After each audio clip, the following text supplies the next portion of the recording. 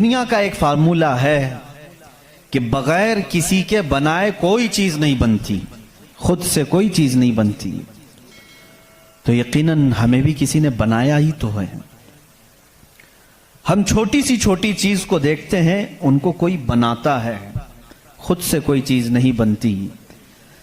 Science के students भी होंगे हमारे साथ, और जो साइंस को पढ़ते हैं उनकी जो थ्योरियां हैं साइंसदानों की, वो क्या कहते हैं, कायनात कैसे वजूद में आ गई है। वो मुल्हिद होंगे जो कहते हैं, बेदीन लोग होंगे जिनका कोई दीन ही नहीं, जो कहते हैं कि अचानक दुनिया बन गई और अचानक ही खत्म हो जाएगी। ऐसा कैसे होगा, ऐसा कैसे होगा, अचानक दुनिया बन गई और अचानक खत्म हो गई। कोई नहीं है इसके आगे पीछे। मेरे अजीजों, जो गौर व फिक्र करने वाले साइंसदान हैं वो भी अब इस नतीजे पर पहुंचे हैं कि दुनिया में एक बहुत बड़ा धमाका हुआ था कई अरब साल पहले, कई लाख साल पहले, उनके एतबार से, उनके इल्म के एतबार से, जिसको ये बिग बैंग कहते हैं। बिग बैंग क्या चीज है? तो साइंसदान ये कहते हैं कि कई सालों तक इस रुए जमीन पर सिर्फ समंदर था, और समंदर में भी जो गैस होती थी वो सब हाइड्रोजन, और सिर्फ 99% हाइड्रोजन और 1% सिर्फ ऑक्सीजन का यहां पर वजूद था, जिसकी वजह से कोई दूसरा जिंदा रह नहीं सकता था। यह साइंसदानों की तहकीक है। उसके बाद फिर उन्होंने ये कहा कि एक धमाका हुआ और समंदर से, पानी से हर चीज बनती चली गई, पानी से बनती चली गई। ये 21वीं सदी में बात की जा रही है, ये बात 21वीं सदी में की जा रही है। और साइंस के वजूद की तारीख में अगर आप जाएंगे तो ज्यादा से ज्यादा कि 400 साल पहले तक की तारीख होगी। 16वीं सदी में, 17वीं सदी में, 17वीं सेंचुरी में साइंस की कुछ न कुछ चीजें इजाद होने लगी, जिसको आज हम साइंस कह रहे हैं। और कुरान में मौला फरमाता है, वजअलना मिनल माइ कुल्ल शैइन हय्यिन, हमने हर चीज को पानी से बनाया है। ये रब ताला फरमा रहा है, उसका कुरान अजीम गवाही दे रहा है। कुरान किस जमाने में उतरा वो भी आपके जहन में होना चाहिए। किस जमाने में कुरान आया है ये भी आपके जहन में अच्छी तरह से फिट होना चाहिए, ताकि अब साइंस की तहकीकात और उस जमाने को मैच करके देख सकें आप। कुरान उस जमाने में आया है जहां यूरोप में लोग जानवरों के साथ रहते थे। अमेरिका का तो इंकशाफ भी नहीं हुआ था, अमेरिका नाम का कोई मुल्क है ये पता भी नहीं था लोगों को। जितनी दुनिया थी इसमें सबसे ज्यादा तहजीब वाला मुल्क, तमद्दुन वाला मुल्क ईरान था, अरब थे, रोम थे, बाकी सब तो बिछड़े हुए लोग थे। रोम, ईरान और अरब को उस जमाने में तहजीब वाला कहा जाता था। उनकी तहजीब का आलम यह था कि जब मेरे आका सल्लल्लाहु तआला अलैहि वसल्लम मदीना तैयबा में तशरीफ लाए, ये बहुत बड़े तहजीब वालों की बात मैं कर रहा हूं, यानी बहुत नॉलेज रखने वालों की बात कर रहा हूं। इतना नॉलेज था कि जब मेरे आका मदीने में तशरीफ लाए तो सिर्फ 6 लोगों को लिखना आता था। ये बड़े तमद्दुन वाले लोग थे, बड़े नॉलेज वाले लोग थे। उस जमाने का इल्म यहां तक पहुंचा हुआ था। मेरे अजीजों, बाकी यूरोप वगैरह का हाल तो बहुत ही बदतर था। यहां तक कि आबादी कैसे बनाई जाए ये सलीका इस्लाम ने बताया है। रोड तक बनाने के तरीके, रास्ते कैसे बनते हैं, ये भी कोई इल्म नहीं था पहले। लोग सितारे देखते थे और चलते जाते थे। आज जो रोड बने हुए हैं इसकी इजाद ही सैयदना उमर फारूक ने की है रदी अल्लाह ताला, कि आम एक रास्ता होना चाहिए, हाईवे होना चाहिए, उसको पक्का बनाना चाहिए कि लोग इसी से गुजरे। आज आपको रास्ते इतने बने हुए हैं इसलिए कोई तारा नहीं देखता, सिर्फ सामने देखते हैं। अब तारे देखेंगे तो फिर बड़ा मसला हो जाएगा। उस जमाने में तारे देख करके चलते थे। अजीजाने गिरामी, यूरोप का हाल उस जमाने में यह था कि नॉलेज नाम की कोई चीज नहीं थी। वो लोग अंधविश्वास, जैसे आज भी हमारे यहाँ कुछ लोगों में मौजूद है, अंधा यकीन, इन चीजों पर बहुत अमल करते थे। जैसे अपशगुन हो जाना, ये तमाम मामलात में बहुत वो आगे थे। हत्ता कि बीमारियों को भी वो बीमारी नहीं समझते थे। जैसे आज यूरोप जादू टोने पर यकीन नहीं रखता, हर चीज को बीमारी कहता है। उस जमाने में हर बीमारी को वो जादू समझते थे, शैतान समझते थे। बीमारी का उनको इदराक भी नहीं था। इस्लाम में जो फुकहा पैदा हुए, जो अतिब्बा पैदा हुए, जो साइंसदान पैदा हुए, उन्होंने बीमारी के मुतालिक बहुत सारे तहकीकात पेश किए। सिर्फ ये बात मैं अर्ज करना चाहूंगा कि कुरान उस जमाने में नाजिल हुआ है जब इल्म का वजूद ज्यादा नहीं था लोगों के पास, इतना कि कोई इक्का दुक्का लिखना जानता था। और किस पर नाजिल हुआ यह भी आपके जहन में होना चाहिए। दो चीजें दिमाग में रखें, उसके बाद फिर मैं कुरान की आयतें पढ़ता हूं। एक, माहौल ऐसा है, साइंस का वजूद नहीं, इल्म का वजूद नहीं, इल्म नाम की चीज ही नहीं थी लोगों के पास। और जिस पर नाजिल हुआ वो ऐसा रसूल है जो किसी का शागिर्द भी नहीं, कोई उस्ताद नहीं, मुहम्मदुर रसूलुल्लाह सल्लल्लाहु तआला अलैहि वसल्लम। उन पर कुरान नाजिल हुआ, ऐसे माहौल में नाजिल हुआ जब कोई इल्म जानने वाला नहीं था। और जिस पर नाजिल हुआ वो किसी यूनिवर्सिटी से पढ़ा, किसी कॉलेज से पढ़ा, किसी मदरसे से पढ़ा हुआ रसूल नहीं। उस रसूल का मुअल्लिम और उस्ताद सिर्फ खालिक़े कायनात है। जिब्राइल अलैहिस्सलातु तस्लीम का भी सिर्फ इतना काम रहा है, जो रब ने हुक्म दिया उतना ही पहुंचा दिया। बल्कि बहुत सारी कुरान की बातें ऐसी हैं जो जिब्राइल पहुंचा तो गए लेकिन उसका इल्म उन्हें भी नहीं दिया गया, उन्हें भी नहीं दिया गया। अब ये दो बातें किसी को भी चैलेंज करके बता देना, तारीख की सच्चाइयां इस बात का इनकार नहीं कर सकती। अपने तो अपने, गैरों ने भी हुजूर की तारीख लिखी है और सबों ने इकरार किया है कि मोहम्मद सल्लल्लाहु अलैहि वसल्लम एक ऐसे प्रॉफिट हैं जो पूरी जिंदगी भर किसी उस्ताद के पास गए नहीं, किसी उस्ताद के पास गए नहीं। और ये भी हिकमत है मेरे मौला की, इसीलिए हम उस रसूल को अन्नबीयुल उम्मी कहते हैं। उम्मी का मतलब कुछ बेवकूफ लोग आज के जमाने के जो बदअकीदा हैं वो अनपढ़ करते हैं। रसूल अनपढ़ थे, माअज़ल्लाह। बेवकूफो तुम्हें मालूम नहीं, उम्मी का मतलब होता है किसी से पढ़ा हुआ नहीं। अनपढ़ में और किसी से ना पढ़ा हुआ होने में बहुत बड़ा फर्क है। ये दो बातें जहन में रखो। कुरान किस माहौल में नाजिल हुआ और जिस पर नाजिल हुआ वो किसी का शागिर्द नहीं। अब इसकी बातें जब हम बयान करते हैं, साइंसदानों की आंखें फटी की फटी रह जाती हैं। वो कुरान बयान कर रहा है, इन्न फी खल्क़िस समावाति वल अर्दि लआयाति लिउलिल अलबाब, बेशक ये जमीन की पैदाइश में, आसमानों की पैदाइश में बड़ी मेरी निशानियां हैं। अल्लाह फरमा रहा है, रात को हम जाइल करते हैं, उसी से दिन निकालते हैं। कुरान ये कह रहा है, वजअलना मिनस समाई, आसमान से अल्लाह तबारक व तआला ने, वजअलना समा सक़फ़न महफूज़ा, कुरान कहता है हमने आसमान को एक महफूज छत बनाया है। कुरान ये कह रहा है आसमान और जमीन मिले हुए थे, हमने दोनों को फाड़ करके अलग कर दिया और दोनों के मुंह खोल दिया। ये कुरान उस जमाने में कह रहा है। इल्म फलकियात जिसको एस्ट्रोनॉमी कहते हैं, इल्म अर्दियात जिसको जियो फिजिक कहा जाता है, जमीन के मामलात, आसमान के मामलात जानने वाला उस जमाने में कोई नहीं। उस वक्त कुरान कह रहा है आसमान और जमीन मिले हुए थे, हम दोनों को फाड़ दिए, हमने उन दोनों को फाड़ दिया और दोनों के मुंह को खोल दिया। अब का साइंस कहता है जमीन व आसमान को देखने के बाद ऐसा लगता है कि ये गैलेक्सी में मिला हुआ एक सैयारा था और ये फिर जमाने के बदलते बदलते आसमान अलग हो गया, जमीन अलग हो गई। अब का साइंस ये कहता है।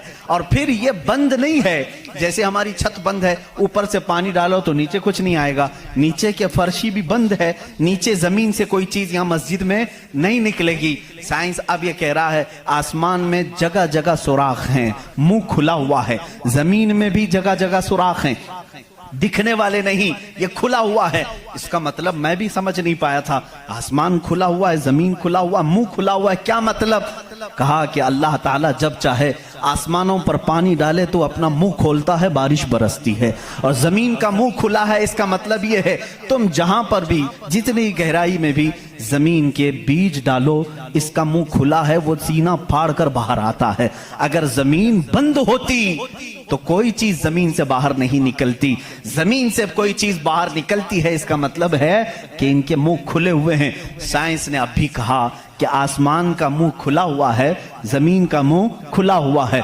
कुरान किस माहौल में नाजिल हुआ है? जब साइंस का वजूद नहीं। हाँ, अगर तुम ये कहते शायद मोहम्मद सल्लल्लाहु ताला अलैहि वसल्लम बहुत बड़े किसी साइंसदान के शागिर्द होंगे, तो तुम्हारी तारीख लिखने वाले ही तुम्हारे चेहरे पर जन्नाटेदार थप्पड़ मारेंगे, इसलिए कि वो रसूल अपनी 63 साल जिंदगी में कभी किसी के शागिर्द नहीं हुए, हत्ता के सैयदुल मलाइका के भी वो शागिर्द नहीं हुए।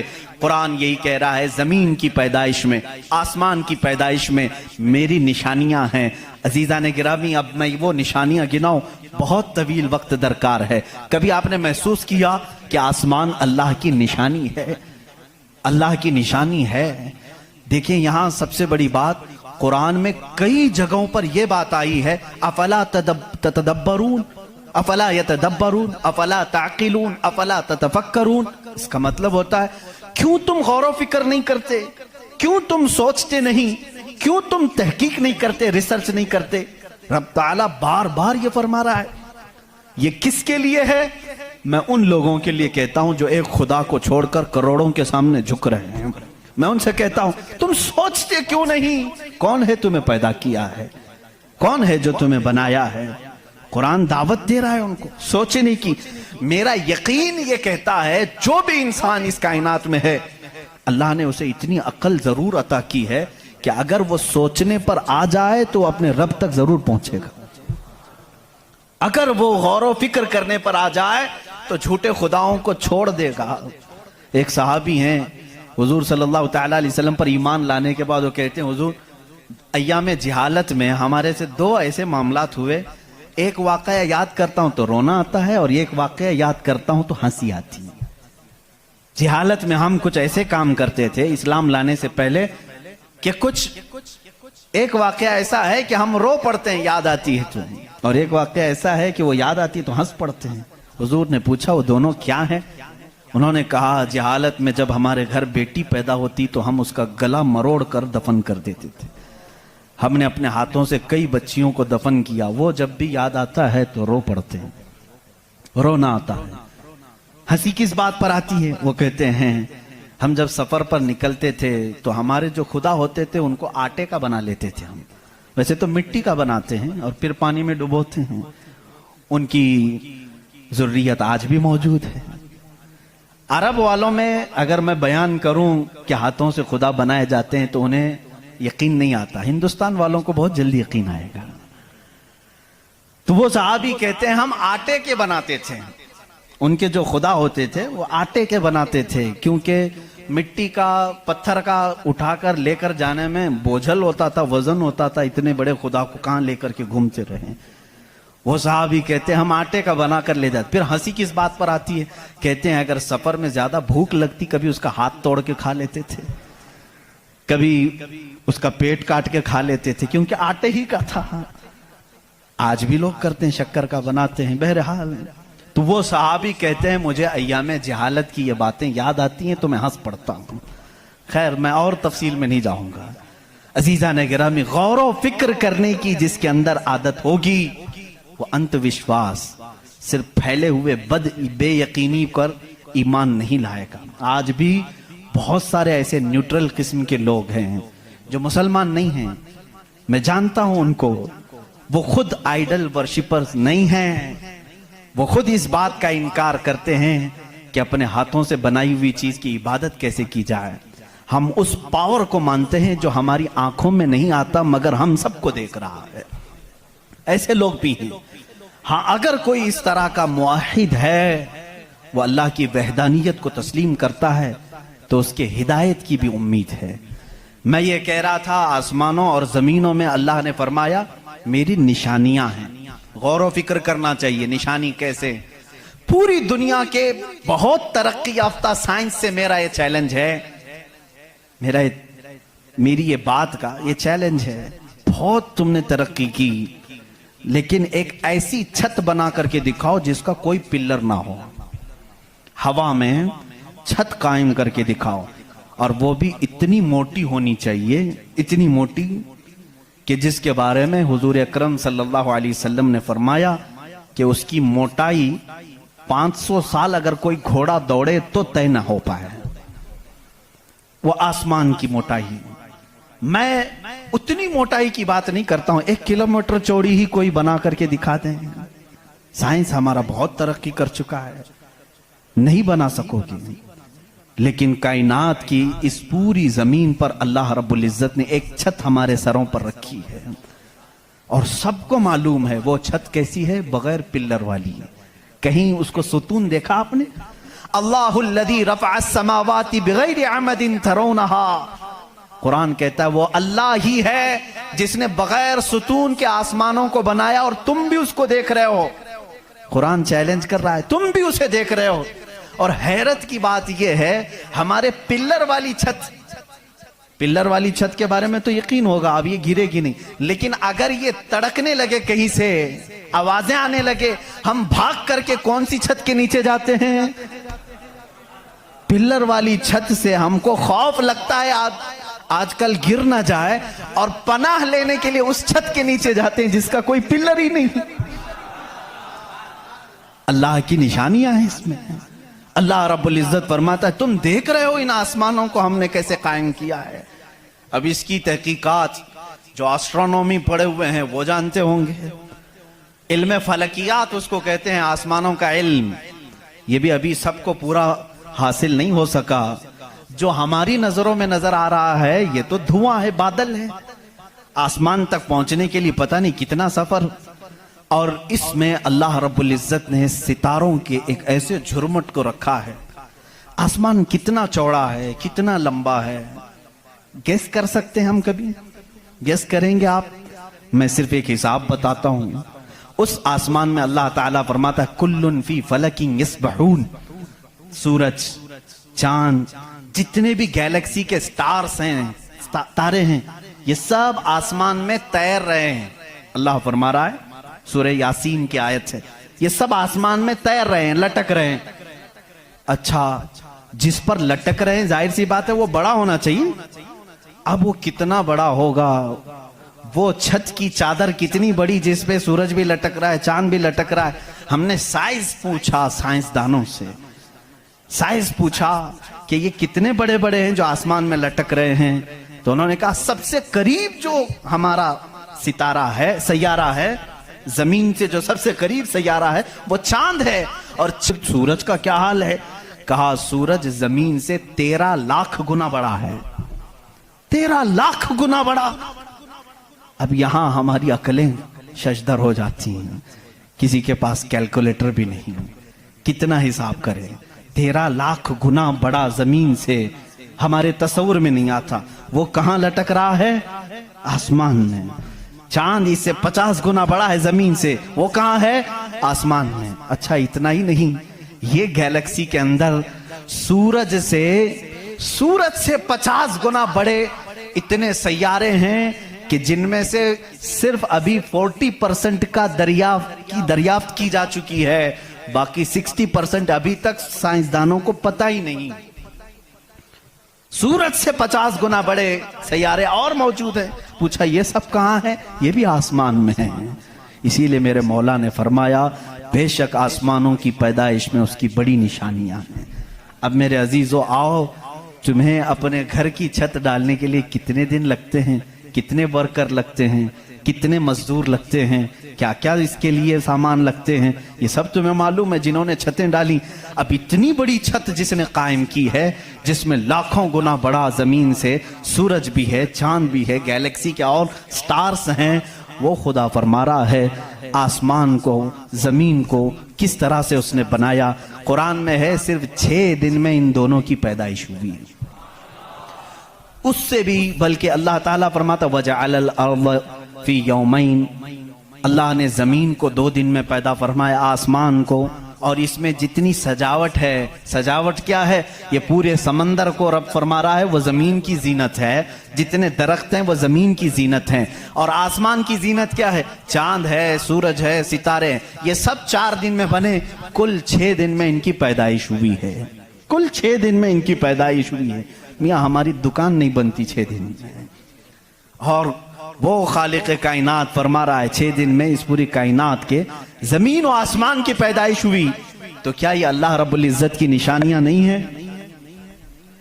गौर और फिक्र, तदब्बर। मैं अगर सुनी हुई बातों पर यकीन नहीं आता कुछ लोगों को, क्योंकि वो साइंस के माहौल में आज जी रहे हैं, वो हर बात साइंस की यकीन के साथ मान लेते हैं। मैं उनसे ही कहता हूं, अपने साइंसदान आकाओं से पूछें कि इस जमीन का हजम कितना बड़ा है, आखिर ये ठहरी कैसे है इतने दिन तक, या अब तक कायम कैसे है, ये हिलती क्यों नहीं है।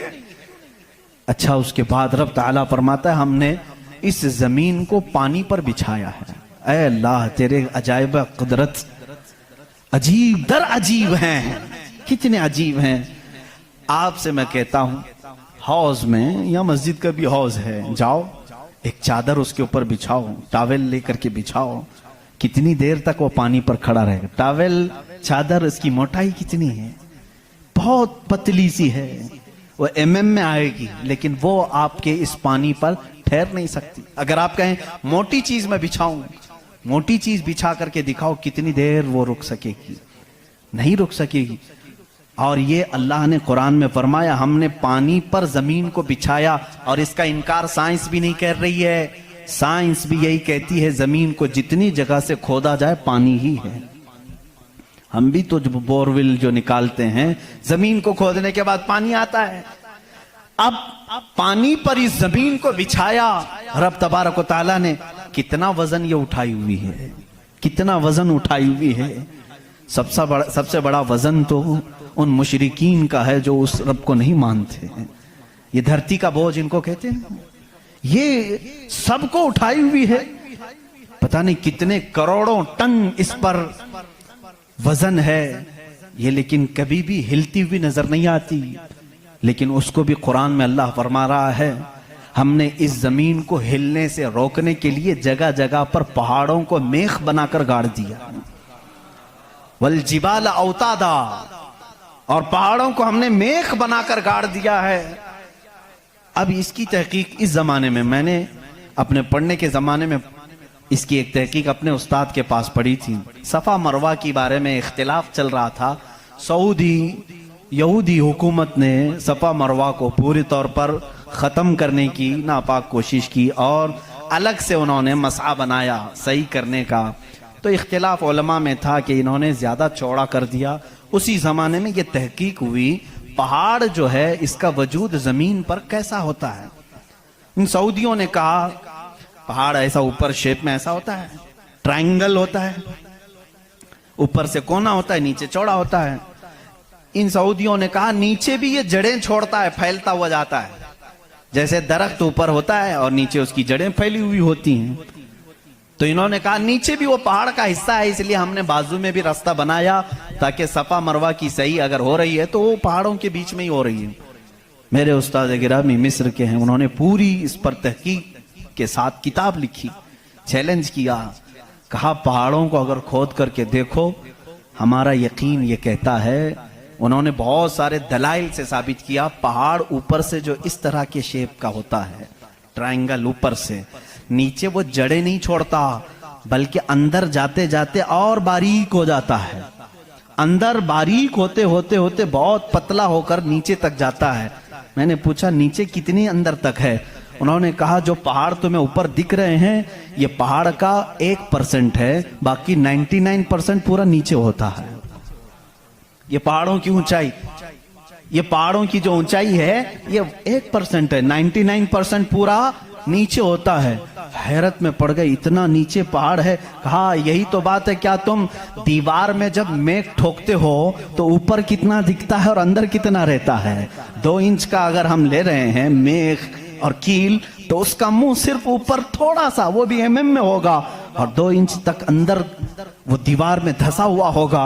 और जब कुरान में मौला ने फरमाया है जमीन पर हमने पहाड़ों को मेख बनाकर गाड़ दिया है, आज साइंस ये कह रहा है कि पहाड़ 9 गुना नीचे अंदर तक मौजूद है। कुरान किस जमाने में नाजिल हुआ? एस्ट्रोनॉमी नहीं थी, एस्ट्रोलॉजी नहीं थी, जमीन के ये जियोफिजिक नहीं थे, आला जात नहीं थे, तहकीक के लिए माइक्रोस्कोप, टेलीस्कोप कुछ नहीं था। उस जमाने में कुरान जमीन के अंदर की बात बता रहा है। ये अजीम मौजिज़ा है कुरान का मेरे अजीजों। इसीलिए कुरान कहता है सोचते क्यों नहीं, फिक्र क्यों नहीं करते। वही है खालिक कायनात जिसने इस पूरे निज़ाम को बना रखा है। ये इतनी नहीं है, ये जो जमीनों में नजर आ रही हैं, इनकी तहकीकात करते करते कई लोगों की जिंदगियां खत्म हो गई। कुछ चांद की तहकीक पर चले, कुछ सूरज की तहकीक पर चले, कुछ जमीन की तहकीक पर चले। इंसानों को भी अल्लाह ने ये इल्म दिया है, ये अक्ल दिया है। ये जो साइंसदान अपनी तहकीक कर रहे हैं, ये कभी ये ना समझें कि ये हमारी मारे हुए तीर हैं, बल्कि अल्लाह अपने बंदों को खुद इतनी समझ बूझ देता है कि वो उसकी निशानियों की खोज लगाएं और कायनात को बताएं कि कोई तो है जो ताकत इसे चला रही है, कोई तो है निजाम जो इसकी परवरिश कर रहा है।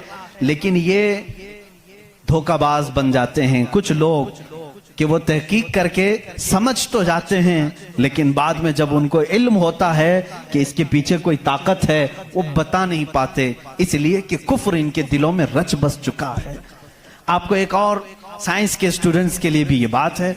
आपको मालूम है ये सितारे जो हैं, सैयारे हैं, ये अपनी उम्र मुकम्मल करके, अभी अभी की बात है ये, साइंस एक बड़े साइंसदान ने और नासा के लोगों ने भी, जो खला पे जाते हैं, स्पेस पे, इन लोगों ने ये बात पेश की कि सितारे जितने भी हैं गैलेक्सी में, उसमें से कुछ की उम्र हजारों साल की होती है, लाखों साल की होती है। जब इनकी उम्र मुकम्मल होती है तो ये एक जगह जाकर के टूट जाते हैं, दाखिल हो जाते हैं, जिनको ब्लैक होल कहा जाता है।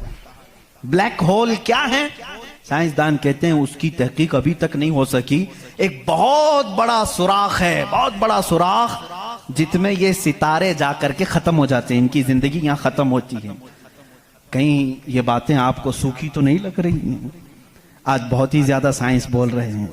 जरूरत इसके लिए है मेरे अजीजों, मैं अपने दीन को उन लोगों के सामने रखना चाहता हूं जो सिर्फ साइंस को अपना खुदा समझते हैं। आओ कुरान पढ़ो, कुरान इसकी बुनियादें तुम्हें देगा साइंस की। ब्लैक होल क्या है साइंसदान नहीं बता सके, जबकि इनके पास अब बड़े बड़ी मशीनें हैं। ये जो नासा के लोग खला में जाते हैं, एक एक साल तक के लिए चले जाते हैं, कई महीनों के लिए चले जाते हैं और तहकीकात करके ला रहे हैं। चांद पर इन्होंने कैमरे लगाए और वहां की तस्वीरें ये भेजने की बात कर रहे हैं, लेकिन फिर भी ब्लैक होल मालूम नहीं। मैं उस मोहम्मदुर रसूलुल्लाह सल्लल्लाहु अलैहि वसल्लम की बात कर रहा हूं जो किसी भी साइंसदान का शागिर्द नहीं, जो किसी उस्ताद के पास बैठा नहीं। उस रसूल पाक की जुबान से कुरान की आयत निकली सूरह वाक़िया की। अल्लाह फरमाता ला उक़सिमु बिमवाक़िअन नुजूम इन्नहु लक़समुन लौ तअलमून अज़ीम। अल्लाह फरमाता कसम है उस जगह की जहां जाके सितारे टूट जाते हैं, बेशक अल्लाह रब्बुल इज्जत की इसमें बड़ी शान है अगर तुम समझ सको। एस्ट्रोनॉमी को कुरान बता रहा है कि ब्लैक होल हैं, मवाक़िउन नुजूम उनको कहा गया है, जहां सितारे जाकर फना होते हैं। अजीज़ान गिरामी, ये तकलीफ सिर्फ हमारी है कि हमने कुरान अजीम को उस लेवल के एतबार से पढ़ा नहीं। साइंस के लिए जो लोग MBBS कर रहे होंगे या फिर इंजीनियर बन रहे होंगे, उनसे भी मैं ये दावत देता हूं कि कुरान को भी कभी इस एंगल से पढ़ करके देखो, इसकी निशानियां इतनी अजीम है। मैं समझता हूं कि तुम्हें फिर कहीं इधर उधर मुंह मारने की जरूरत नहीं, मारिफत खुदाबंदी इसी से हासिल हो जाएगी। गौर व फिक्र करो, तुम्हें इसी से अल्लाह रब्बुल इज्जत की मारिफत हासिल हो जाएगी। कोई तो है खालिक। इमाम आजम अबू हनीफा रहमतुल्लाह तआला अलैह के पास एक दहरिया, इस जमाने के भी जो एथिस्ट होते हैं, एथिस्ट समझते हैं, एक नया ये चला हुआ, नया नहीं है पुराने ही है, नाम नया लगता है, मुल्हिद हैं ये। एथियज्म बहुत सारे लोग वो अपने दीन, अपना रिलीजियन के जगह पर ये लिखते हैं, आप देख लेना इनको, एथिज्म। आप मुस्लिम लिखते हैं, कुछ लोग हिंदुइज्म लिखते हैं, कुछ लोग क्रिश्चियनिटी कहते हैं, कुछ ज्यूज होते हैं, लेकिन कुछ हैं जो एथियज्म, एथिस्ट हैं। एथिस्ट का मतलब कोई खुदा नहीं, कोई दीन नहीं, कोई मजहब नहीं। ये बेचारे आवारा लोग हैं, ये लावारिस लोग हैं जो इस तरह से कह रहे हैं। अब इनकी बात मैं आपको बताऊं, एथिज्म, इस तरह का एक एथिस्ट इमाम आजम अबू हनीफा के पास आया। उसने कहा खुदा है, तुम बार बार खुदा की बात करते हो, मुझे तो नहीं लगता, कोई नहीं है, अगर है तो दिखता क्यों नहीं। बहुत सारी चीजें हैं ऐसी आपने समझाया जो दिखती नहीं लेकिन है, बहुत सारी चीजें हैं। उसने कहा ऐसी कोई चीज नहीं है जो है और दिखती नहीं। आपने उसको एक तमाचा लगाया, ढेला उठा करके मार दिया। उसने कहा मैं सवाल किया तुमने मार दिया। कहा क्या हुआ मारा? कहा दर्द हो रहा है। कहाँ है दर्द? हो रहा है, दिखता नहीं है लेकिन एहसास है। बहुत सारी चीजें ऐसी हैं जो दिखती नहीं है लेकिन है, उनका वजूद है। बहरहाल आपने उसको जवाब क्या दिया? कहा सुनो, मेरे साथ आज एक बड़ा अजीब वाक़या पेश आया। मैं समंदर के किनारे गया था, मैंने देखा एक कश्ती को, और वो कश्ती की ताज्जुबखेज बात ये थी कि वो अकेले चल रही है, कोई नहीं चला रहा। सामान खुद से वो लाद लेती है अपने ऊपर और चल पड़ती है सीधे रास्ते पर। फिर थोड़ी देर के बाद साहिल पर आती है और अपना सामान खुद ही उतारती है। फिर जैसे ही वक्त होता है फिर चल पड़ती है। कोई कश्तीबान नहीं, कोई मल्लाह नहीं, कोई कैप्टन नहीं उसके अंदर, सवारी भी नहीं, खुद से सब चल रही है। ये उस दौर में इमाम आजम कह रहे हैं जब इलेक्ट्रॉनिक दौर नहीं था। आज के लोग हो सकता है यकीन कर लें इलेक्ट्रॉनिक कश्ती होगी, हो सकता है कोई उसको इलेक्ट्रॉनिक मशीन चला रही होगी। ऐसा नहीं है, उस जमाने में कोई इस चीज की इजाद नहीं थी। उसने कहा क्या पागलपन की बातें कर रहे हो, किसको बना रहे हो तुम? क्या ऐसी कोई कश्ती है जो खुद से सामान भी उतारती है और चढ़ा भी लेती है और चलने भी लग जाती है? इमाम आजम अबू हनीफा रहमतुल्लाह अलैह ने फरमाया इतना तेरा दिमाग चलता है कि कोई कश्ती समंदर पर बगैर चलाने वाले के नहीं चलती। ये पूरे दिन और रात का निज़ाम और लोगों की मौत व हयात का निज़ाम, ज़मीन से पौधों को निकालने का निज़ाम, बराबर वक्त पे मौसम के आने का निज़ाम बगैर किसी के चलाए कैसे चल सकता है? कभी इसमें ताखीर तुमने देखी? कभी तुमने ये देखा कि रात हुई ही नहीं? कभी तुमने देखा कि दिन हुआ ही नहीं? वो अपने वक्तों पर सारी चीजें चला रहा है। अजीज़ा ने गिरामी, इन तमाम चीज़ों में एक निशानी है उसके वजूद की। इसीलिए अल्लाह रब्बुल इज़्ज़त ने सूरह इखलास में यूँ फरमाया कुल हुवल्लाहु अहद, ऐ महबूब आप फरमा दे वो अल्लाह एक है। अब एक होने की निशानियां भी बहुत हैं, एक होने की निशानियां भी बहुत हैं। हम बचपन में पढ़ते थे, हमारे पास एक हमारे वालिद किताब पढ़ाते थे, उसमें एक सवाल एक बूढ़ी औरत से किसी ने किया था कि बड़ी भी तुमने अल्लाह को एक माना है? कहा हाँ बिल्कुल। वो चरखा सिलती थी, चरखा जिसमें कपड़े सिले जाते हैं। मौलवी साहब ने पूछा क्या दलील है कि कोई निज़ाम को चला रहा है, कोई है खुदा? उसने कहा मेरी मशीन ये सबसे बड़ी दलील है मेरे लिए। कहा कैसे? कहा ये जो चक्कर काटती है मशीन, जब तक मैं पांव हिलाती नहीं ये चरखा चलता नहीं। ये निज़ाम शमसी पूरा बगैर किसी के चलाए कैसे नहीं चलता? कहा अच्छा ठीक है, बड़ी अक्लमंद औरत है, मशीन को ही अल्लाह की निशानी समझ लिया तूने। उस औरत से उन्होंने दूसरा सवाल किया, अच्छा चलो ठीक है कोई तो है चलाने वाला, ये क्यों कहती हो कि वो एक ही है? कहा चलो ठीक है, उसकी भी निशानी मेरी ही मशीन है, उसकी निशानी भी मेरी ये मशीन है। कहा कैसे? कहा चलो मैं इधर से चलाती हूँ तू उधर से चला, बैठ जा मेरे सामने, मैं इधर से चलाती हूँ तू उधर से चला, फिर देखते हैं कपड़े की हालत क्या होती है। कपड़ा जो है हो सकता है लेडीज की बजाय जेंट्स का हो जाए, जेंट्स की बजाय लेडीज का हो जाए, कुछ का कुछ बन जाए। क्यों? उन्होंने कहा बात तो सही है। उस बूढ़ी औरत ने कहा मैंने अपने चरखे से ही ये दीन सीखा कि अगर कायनात में एक के बजाय दूसरा होता तो झगड़े हो जाते। एक खुदा कहता मैं बारिश बरसाऊंगा, दूसरा कहता नहीं नहीं मैं धूप डालूंगा, तीसरा कहता नहीं मैं ठंडी लाऊंगा। इनके झगड़ों में फिर कायनात का निजाम दरहम बरहम हो जाता। लेकिन निजाम बराबर बराबर चल रहा है, इसकी इस बात की दलालत है कि चलाने वाले दो नहीं एक ही है, तो नहीं है एक ही है। अगर दो होते, उसी को अल्लाह ने कुरान में फरमाया लौ कान फीहिमा आलिहतुन इल्लल्लाहु लफसदता, अगर जमीन आसमान में दो खुदा होते अल्लाह के अलावा, रब फरमा रहा है जरूर इसमें फसाद हो जाता, जरूर फसाद हो जाता। इसलिए कि एक जो अकल से हमारे दरमियान हमने देखा है जो चला सकता है, वो दो लोग नहीं चलाते हैं, दो लोगों की जहनियत अलग हो जाती। अब इसको फलसफे में आएंगे जिसको फिलॉसफी कहते हैं, यह भी एक इल्म है। फलसफी लोगों के दिमाग के एतबार से भी हमने इसको साबित किया। अगर दो हैं पहली बात आपके दिमाग में यह होना चाहिए कि खुदा वो है जो किसी का मोहताज नहीं। इतनी बात तस्लीम करते हो, जो किसी का मोहताज नहीं। जब ये फार्मूला तुम्हारे दिमाग में है तो आप दो को लेकर के आओ। दो को लाओगे तो दोनों का दिमाग एक साथ नहीं चलेगा, या तो फिर मशवरे से चलेंगे।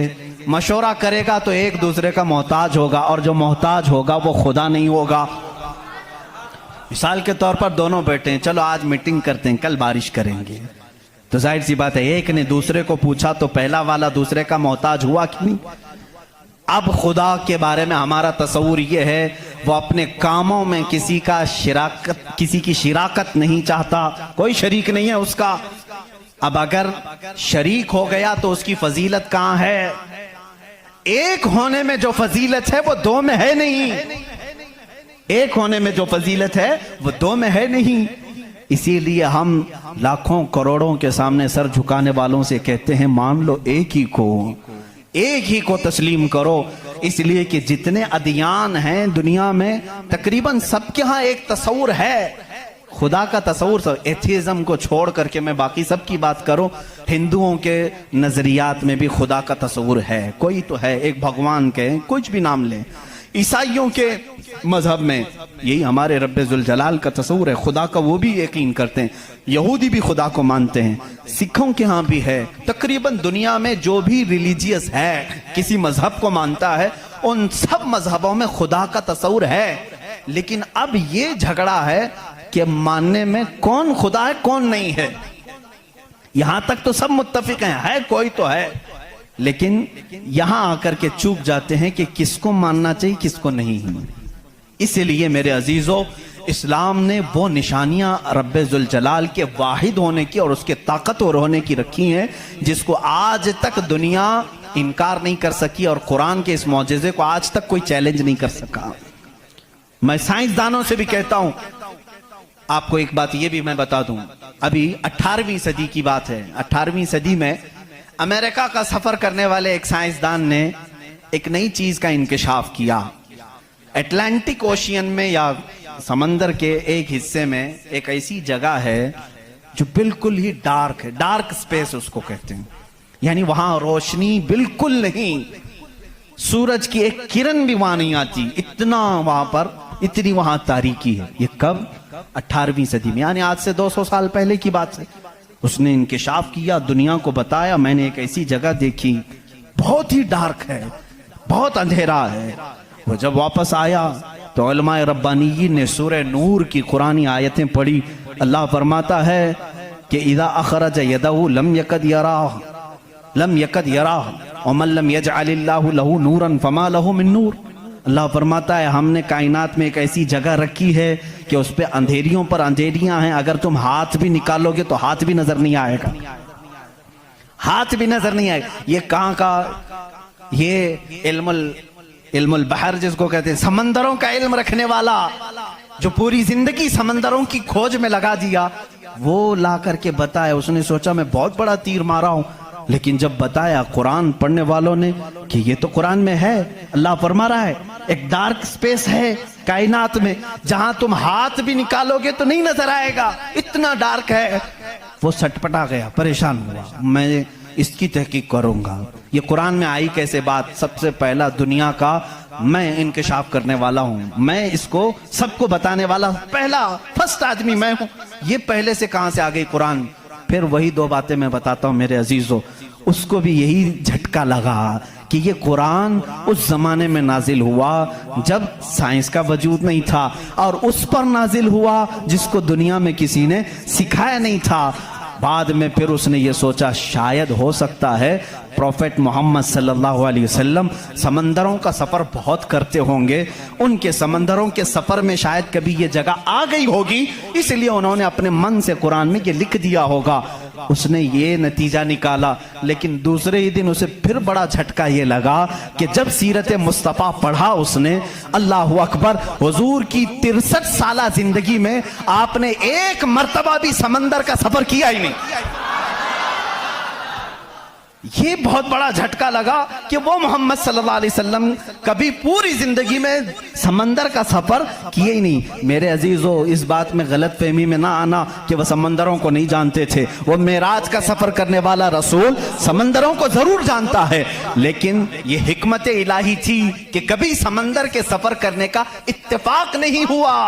अब उसे झटके भर झटका ये लगा, जो कभी समंदर को गया ही नहीं, वो अगर अटलांटिक ओशियन में मौजूद डार्क स्पेस को बताता है तो जरूर वो अपने पेट से नहीं बता रहा है, वही उसको बताया होगा जिसने डार्क स्पेस बनाया है। यही अल्लाह रब्बुल इज्जत के वहदानियत की निशानियां हैं, उसके वजूद की निशानियां हैं। कुरान पढ़ो, इसमें बहुत सारी चीजें जिन्होंने ये इंकिशाफ किया कि कुछ समंदरों में ऐसे अल्लाह रब्बुल इज्जत ने बनाया है, वो भी आपको मिल जाएंगे। दो समंदर मिलते हैं और दोनों का रंग अलग है, एक समंदर नीला है, एक समंदर पीला है, दोनों का टेस्ट भी अलग है, इधर का मीठा इधर का खारा नमकीन है, लेकिन वो बहुत दूर तक मिलते हुए जाते हैं। लेकिन इसका पानी उसमें नहीं आता, उसका पानी इसमें नहीं आता। क्यों नहीं आता? अल्लाह फरमाता मरजल बहरैनी यल्तक़ियान, मरजल बहरैनी यल्तक़ियान बैनहुमा बरज़ख़ुन ला यबग़ियान फ़बिअय्यि आलाइ रब्बिकुमा तुकज़्ज़िबान। उस रब्बे ज़ुल जलाल ने फरमाया, हमने दो समंदरों को बहाया है। देखने वालों को ऐसा लगता है कि ये मिल गए हैं, लेकिन हमने उसमें न दिखने वाली एक ऐसी दीवार बनाई है कि इसका पानी उसमें नहीं मिलता, उसका पानी इसमें नहीं मिलता। ये भी कौन से रसूल की जुबान से अल्लाह ताला बता रहा है लोगों को, जो रसूल कभी समंदर का सफर किया ही नहीं। उस रसूल की जुबान से अल्लाह ने दो समंदरों के मिलने की बात की। साइंसदानों, अब तो तुम्हें मानना ही चाहिए कि कुरान रसूल का अपना बयान किया हुआ कलाम नहीं है, उसी का ये कलाम है जिसने समंदरों को इस तरह पैदा किया। कायनात में बहुत सारी चीजें हैं मेरे अजीजों। कुरान अल्लाह रब्बुल इज्जत का ये कलाम इतनी ही नहीं, ये तो बड़ी बड़ी निशानियां मैंने कहा। अगर इसकी मारिफत, इसकी खोज में लग जाओगे तो जिंदगी तमाम हो जाएगी। मैं तो कहता हूं अल्लाह ने एक बात ये भी फरमाई है तुम्हारे लिए, वफी अनफुसिकुम अफला तुबसिरून। अल्लाह फरमा रहा है तुम इधर उधर निशानियां ढूंढ रहे हो, हमने तुम्हारी जात में अपनी निशानियां रखी हैं, तुम नहीं देखते? तुम्हारी जात में हमारी निशानियां हैं, तुम नहीं देखते? इतनी निशानियां हैं, इसके लिए आपको कई उलूम पढ़ने की जरूरत है। जाहिर सी बात है, इंसान के एक एक पार्ट पर जो रिसर्च करता है वो अपने वक्त का एक बड़ा डॉक्टर बनता है। खाली सिर्फ दिल पर जिसने रिसर्च किया वो कार्डियोलॉजी है, जो सिर्फ किडनी पर रिसर्च किया वो नेफ्रोलॉजी है, और जो सिर्फ रगों को देखा है वो न्यूरोलॉजी है। पार्ट पार्ट पर इन्होंने पूरी जिंदगियां खत्म की। पूरे इंसान को पढ़ा किसने? आज कौन पढ़ा है? इसीलिए इमाम आजम अबू हनीफा रहमतुल्लाह अलैह ने फरमाया, मन आरफा नफ्सहू फक़द आरफा रब्बह। जिसने सिर्फ अपनी जात को पहचान लिया वो अपने रब को पहचान लेगा। तुम्हारे जिस्म में जिस तरह की चीजें अल्लाह ने बनाई, डॉक्टर से जाकर के पूछो कि हमारे जिस्म के अंदर का जो निजाम है, एक बार जो नस कट गई 1000 डॉक्टर मिलकर के वो नस नहीं कायम कर पाते। ये रगों का सिलसिला ऐसा है। और फरमाया गया, बल्कि तहकीकात बताती हैं, हमारे जिस्म के अंदर मौजूद ये नसों को, रगों को निकाल करके अगर बिछा दिया जाए, कई 1000 किलोमीटर लंबी हो जाएंगी, कई 1000 किलोमीटर लंबी हो जाएंगी। ये नसों का इतना लंबा सफर हो जाएगा। इतना सारा मवाद अल्लाह ने तुम्हारे जिस्म में रखा। और रब ताला ये फरमाता है, मफाही में आयात में बयान कर रहा हूं, कभी आपने सोचा हमने जुबान से जो जो चीजें खाई, अल्लाह अकबर। मैं एक बड़े मुहक्किक के हवाले से कहता हूं, रोटी को उन्होंने कहा तुम्हारी रोटी, तुम्हारे खाने अल्लाह की निशानियां हैं। मैंने पूछा रोटी भी निशानी है अल्लाह की? कहा हाँ। तुम एक रोटी को कहां कहां से हासिल करते हो? अनाज खेत से लिया, फसल जब आई उसको कुटाया, पिसाया, आटा बनाया, फिर घर में लाया, गूंदने के लिए दिया, आटा गूंधा गया, रोटियां बेली गई, तवे पर रखी गई, बन गई। कितनी मंजिलों से गुजरी, खेत से आई, पिसाई में गई, गुंधाई में गई, पकाई में गई, अब उसके बाद रेडी होकर तुम्हारे बर्तन में आई। इसके बाद तुमने क्या किया? अब तक सब तुम्हारा इख्तियार चल रहा है। तुम अपनी मर्जी से कर रहे हो। गेहूं का लाना है, जौ का लाना है, जवार का लाना है, किसका लाना है, तुम्हारी मर्जी।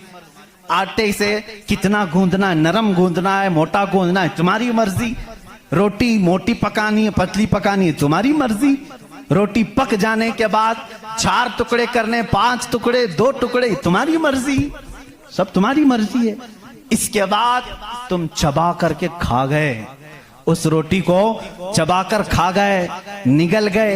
ये रोटी जब हलक से उतर गई, अब तुम्हारी मर्जी नहीं है। उस एक ही रोटी से गोश्त भी बनता है, उसी एक रोटी से खून भी बनता है, उसी एक रोटी से मनी भी बनती है, उसी एक रोटी से पीप भी बनता है, उसी एक रोटी से कफ और बलगम भी बनता है, उसी एक रोटी से सब चीजें बन जाने के बाद हमारे फुजलात भी निकलते हैं।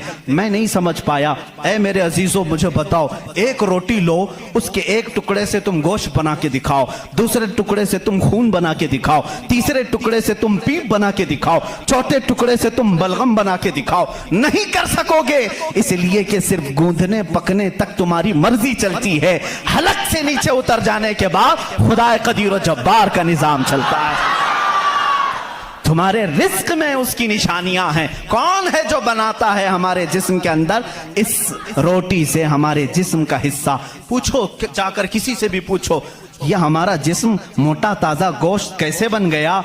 ये खाने अच्छे खाओगे, इससे बन गया। हमने कहा हम खाने काजू बादाम भी खा रहे हैं तो भी गोश्त बन रहा है, रोटी खा रहे हैं तो भी गोश्त बन रहा है, चावल खा रहे हैं तो भी गोश्त बन रहा है। और खून ऐसा लिक्विड है कि बाजार में मिलता नहीं, किसी इंसान का ही लेना पड़ता है। इसको कौन बनाया है? कहा इसको भी रोटी से ही बनाया है, काजू बादाम से ही बनाया है, फलों से ही बनाया है। हम पूरे दुनिया की ग़िज़ाएं लाकर चक्की में पीस करके भी खून का एक कतरा नहीं पैदा कर सके, लेकिन वो रब्बे ज़ुल जलाल हमारे लुक्मे के नीचे जाते ही निजाम को शुरू फरमा दिया है।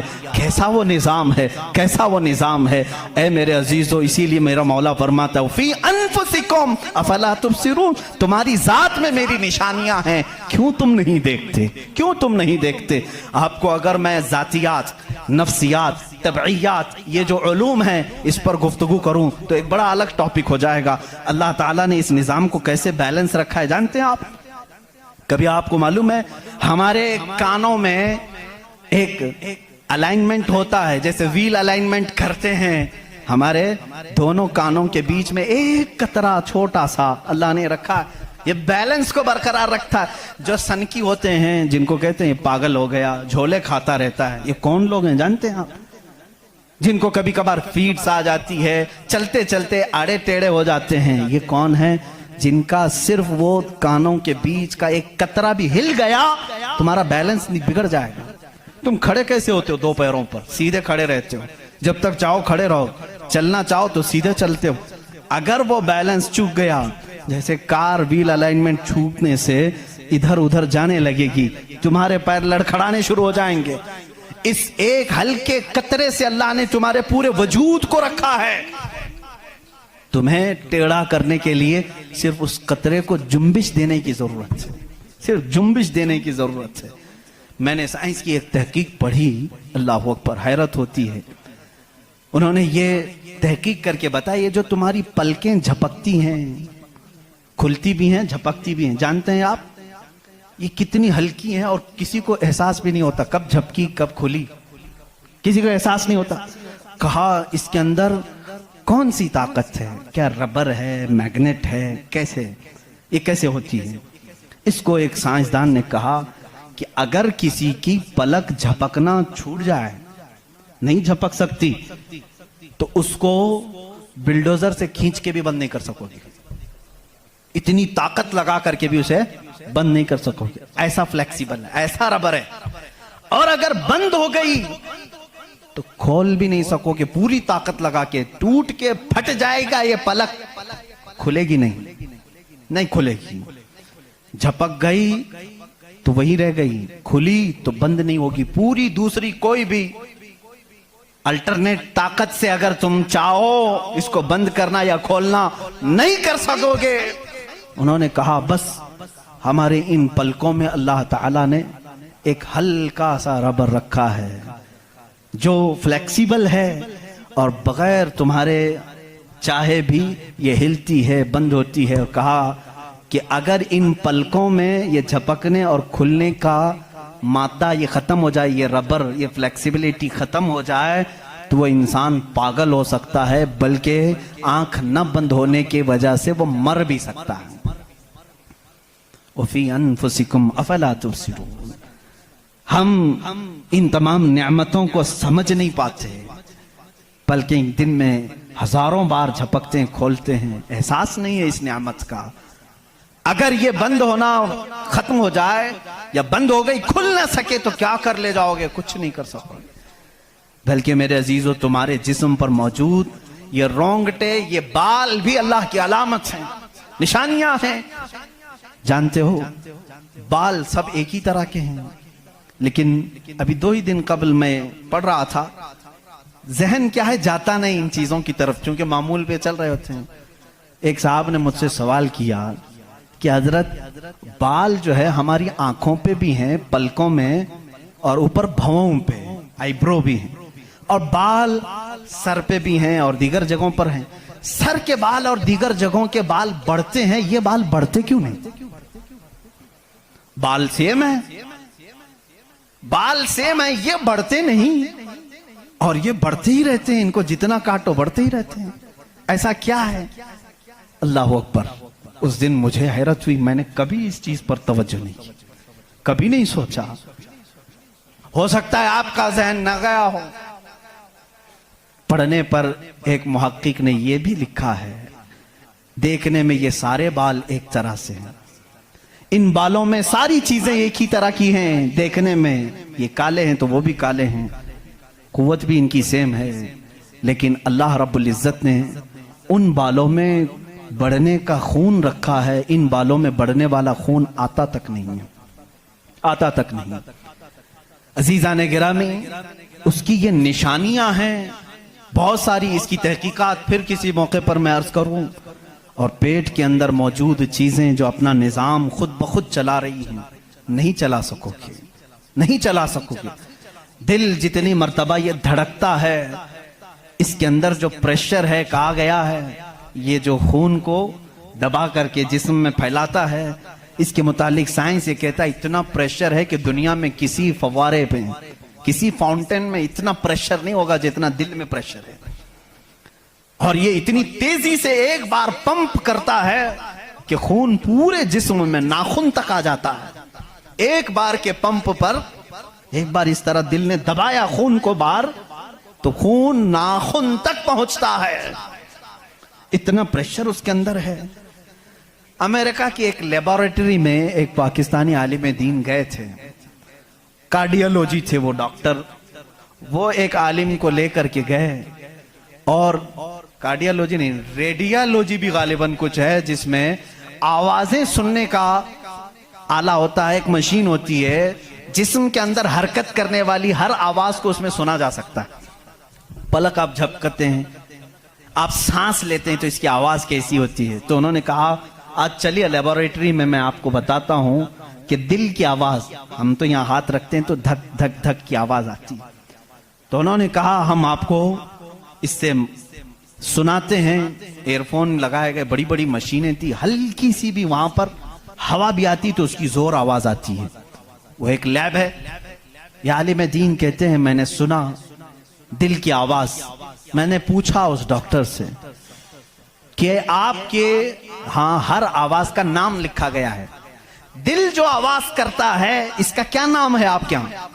कहते हैं दिल जो है लप लप लप लप ये आवाज करता है, साइंस में ये लिखा गया है। और मुस्कुरा है, कहा थोड़ी सी खता हो गई, बल्कि दिल कहता है रब रब रब रब। हर इंसान का दिल जो धड़कने की आवाज आती है मशीनों से उन्होंने खुद सुना। हाँ हो सकता है कुछ तोतले लोग होते हैं रा को ला कह जाते हैं, हो सकता है तुम्हें लप लप लप सुनाई दिया हो, मगर मेरा ईमान ये कहता है हर दिल रब रब रब ही कहता है। जो उसको धड़कन दिया है, अगर वो दिल उसे याद ना करे।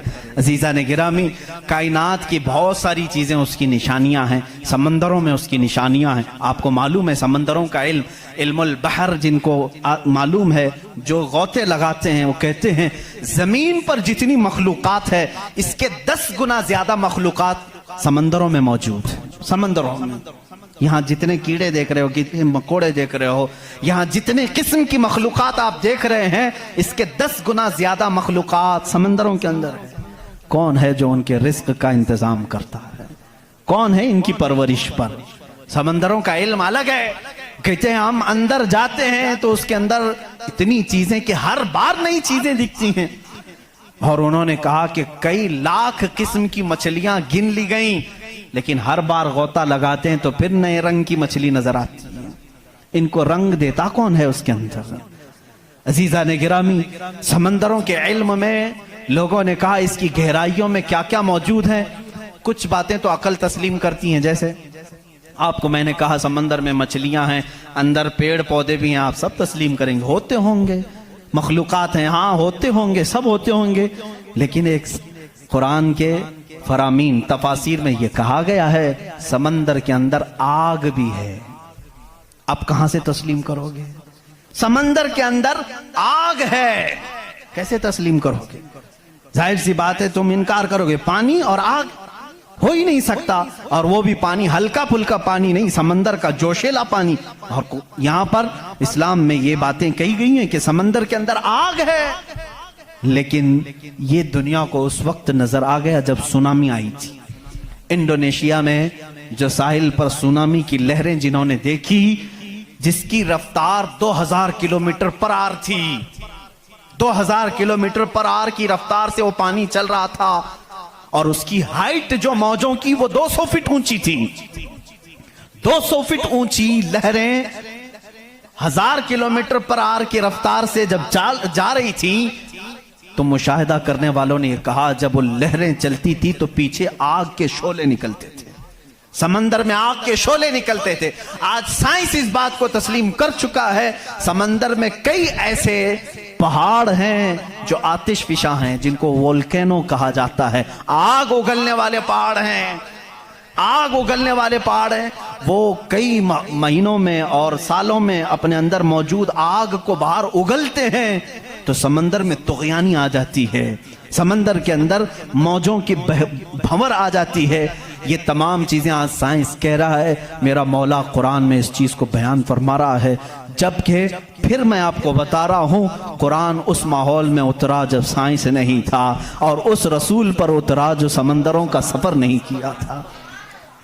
अल्लाह तबारक व तआला ने पहाड़ों के इल्म के मुतालिक कुरान में बयान फरमाया, सितारों के इल्म के मुतालिक, समंदरों के इल्म के मुतालिक, जमीन का ये जियोफिजिक हो, एस्ट्रोनॉमी हो, सितारों का एस्ट्रोलॉजी हो, इल्मुल फलकियात हो, उसके बाद नबातात, ये पेड़ पौधों के इल्म के लिए भी कुरान मौजूद है। अल्लाह रब्बुल इज़्ज़त इनके मुतालिक भी फरमा रहा है, इनके जोड़ बनाए गए। आज दुनिया ये कह रही है कि एक पेड़ को दूसरे पेड़ से लगाते हैं तो फल अच्छे आते हैं, फल अच्छे आते हैं। ये हदीस पाक में मिलता है। मदीने तैयबा में कलमी करते थे सहाबा उस वक्त खजूरों की। अजीज़ा ने गिरामी, पेड़ पौधों की जब तहकीकात होती हैं तो अब इस पर भी साइंस हैरान है कि हमने फूलों को देखा, ये फूल जब खिलते हैं तो इसमें अचानक आकर के पेंट कौन कर जाता है, ये रंग कौन डालता है। हमने दरख्तों को हरा ही देखा है, हरे ही होते हैं, लेकिन जब फूल निकलते हैं तो ये रंग आता कहां से है। उसकी तहकीक करते करते डालियों को लोगों ने चीर दिया, पत्तों को फाड़ दिया, लेकिन फूल का रंग पूरे दरख्त में कहीं नहीं पाया, कहीं नहीं पाया। इन पौधों को और इन फूलों को कौन रंग देता है। बल्कि हद तो यह है मेरे अजीजों, उसकी सबसे बड़ी चीज ये निशानियों में से ये भी है कि पेड़ पौधों को तुम लहलहाते हुए आज देखते हो, इनकी पैदाइश पर क्या तुमने गौर व फिक्र नहीं किया? ये कैसे पैदा होते हैं, कैसे निकलते हैं? अल्लाह अकबर। इनको तुमने जमीन के अंदर बो दिया था, मिट्टी डाल दी थी और उस पर पानी डालकर बराबर कर दिया था, लेवल कर दिया था, और अचानक दूसरे दिन तीसरे दिन जाकर देखते हो वो जमीन का सीना चीर कर बाहर आया हुआ है। इतना ही नहीं, वो छोटा सा कोंपल निकला हुआ पौधा बाहर आता है। अब वो कितनी चीजों को फेस करता है, हवाओं का भी मुकाबला कर रहा है, तूफान भी आ रहे हैं, लेकिन वो पौधा वहीं लगा ही लगा है। छोटे पौधे को बड़ी से बड़े तूफान हिला के नहीं कर सके। कौन है वो हल्के पौधे की हिफाजत कर रहा है। बड़ी बड़ी हवाओं से, वो बड़ी बड़ी ताकतों को उड़ा ले जाने वाली हवाएं आती हैं, लेकिन हल्के पौधे की हिफाजत हो रही होती है। वो फसलें लाने तक कौन है उनकी हिफाजत करता है। कुरान में 20वें पारे की शुरू की आयतें पढ़ोगे, आपका यकीन ताज़ा हो जाएगा। अम्मन खलक़स समावाति वल अर्द व अंज़ल लकुम मिनस समाई माअ फ़अंबतना बिही हदाइक़ ज़ात बहजा मा लकुम अन तुंबितू शजरहा अ इलाहुम मअल्लाह। क्या अल्लाह के सिवा कोई है? अल्लाह फरमाता, कौन है जिसने जमीन को तुम्हारे लिए करार बनाया? कौन है जो जमीन को फाड़ करके उसमें नहरें बनाया? कौन है जो तुम्हारे लिए आसमानों को छत बनाया? कौन है जो इसमें से तुम्हें रंग बिरंगे पौधे निकालता है? क्या अल्लाह के सिवा कोई है? अ इलाहुम मअल्लाह। इस तरह की 5 आयतें जिसमें सवाल है, अ इलाहुम मअल्लाह, क्या अल्लाह के सिवा कोई है? अब मेरे अजीजों, मैंने आसमानों की बात की, ज़मीनों की बात की, गैलेक्सी की बात की, पेड़ पौधों की बात की, समंदरों की बात की, बल्कि मैंने तुम्हारे ज़ात की भी बात की। तुम्हारे जिस्म में मौजूद हर अज़ू, हर पार्ट अल्लाह की निशानी है, अल्लाह की निशानी है।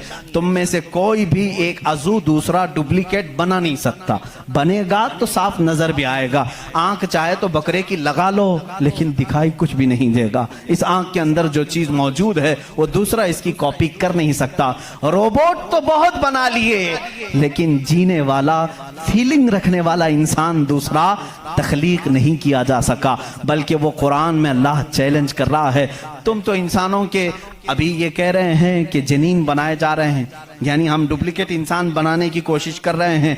यहूदी इस पर रिसर्च कर रहे हैं, लेकिन मौला तो फरमा रहा है कि ये एक मक्खी भी बना नहीं सकेंगे। 17वें पारे का आखिरी सफ़ा है जिसमें रब तबारक व तआला फरमाता है कि लन यखलुकू ज़ुबाबन वला विज्तमऊ लह, ये सारे के सारे मिलकर के एक मक्खी नहीं बना सकेंगे। दअफ़त तालिबु वल मतलूब, ये कितने ही कमजोर किस्म के लोग हैं जो दूसरी तख्लीक की बात कर रहे हैं। इसीलिए मेरे अजीज हो, जब कोई बना नहीं सकता, इसीलिए इस्लाम ने कहा अपने हाथों से भी कोई जिस्म न बनाओ, इसलिए कि तुम खुदा बनने की कोशिश कर रहे हो। बनाना किसी के जिस्म को सिर्फ काम है, अल्लाह का काम है। अपने हाथों से कोई चीज तामीर, यानी शक्ल और सूरत वाली कोई भी चीज ना बनाओ जो अल्लाह की तख्लीक है। ऐसी चीजें जिसमें जान है, जो चलती फिरती हैं, इन चीजों को बनाने के लिए मना इस्लाम ने इसीलिए किया कि तुम कुदरत की तशबीह चाहते हो, अल्लाह रब्बुल इज्जत की बराबरी करना चाहते हो, तुमसे ये मुमकिन भी नहीं हो सकेगा।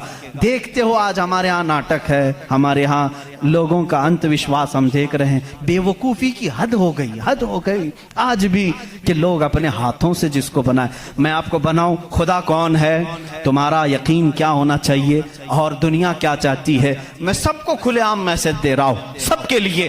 कुछ लोग ये समझते हैं हमको खुदा बनाना पड़ेगा, पैसे लाना पड़ेगा, बना नहीं सकते तो मार्केट में जाना पड़ेगा, लाल पीला काला नीला खुदा खरीद करके लाना पड़ेगा, और उसके हाथ भी होंगे, 4 होंगे कि 5 होंगे कि 6 होंगे, ऐसे हाथों वाला हमको लाना पड़ेगा। कैसे? अरे वो खुदा चल के भी नहीं आएगा, उसको उठा करके लाना पड़ेगा, बैठेगा खुद नहीं, बिठाना पड़ेगा, सोएगा खुद नहीं, सुलाना पड़ेगा, और उठेगा भी खुद नहीं, उठाना पड़ेगा, और उसे वो डूबेगा भी खुद नहीं, डुबाना पड़ेगा, टूटेगा भी खुद नहीं, तोड़ना पड़ेगा, खाएगा कुछ नहीं, उसे जबरदस्ती खिलाना पड़ेगा। लोगों को दिखाने के लिए। लोगों ने अगर अपने दिमाग से इसको खुदा समझा है तो मैं कहता हूं मुसलमान का अकीदा यह है, मैं मजबूर हूं, मैं अगर नहीं सो सकता तो वो सुलाता है, मैं अगर उठ नहीं सकता तो वो उठाता है। मैं खुदा को उठाता नहीं, मैं खुदा को बिठाता नहीं, बल्कि मेरा अकीदा यह है खुदा मुझे बिठाता है, खुदा मुझे चलाता है, खुदा मुझे सुलाता है,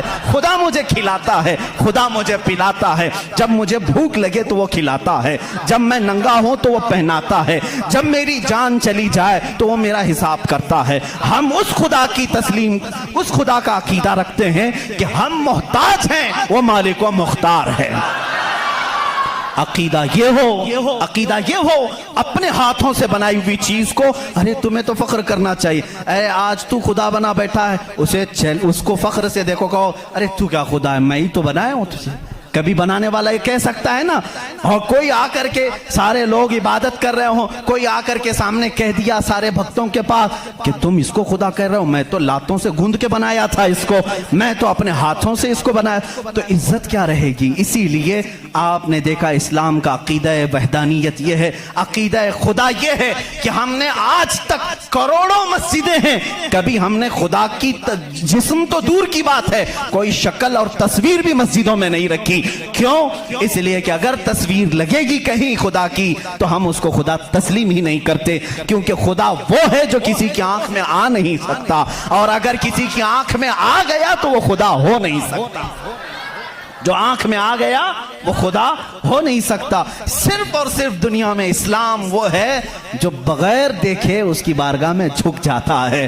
दुनिया सामने देख करके झुकती है और मोमिन बगैर देखे उसके सामने झुकता है।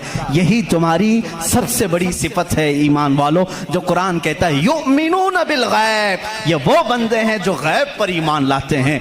अब यहाँ आखिरी बात मैं करने आता हूँ, मेरा वक्त तवील हो गया। ऐ मौला तेरी निशानियां बहुत हैं, आसमान तूने बनाया, जमीन तूने बनाया, सितारे तेरे हैं, समंदरों का इल्म तूने इंसानों को दिया, सब कुछ तूने बनाया।